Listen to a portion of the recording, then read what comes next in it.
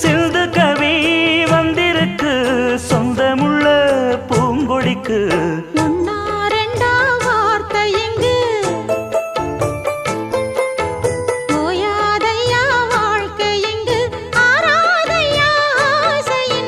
பாட்டுக்குள்ளே பாட்டிருக்கு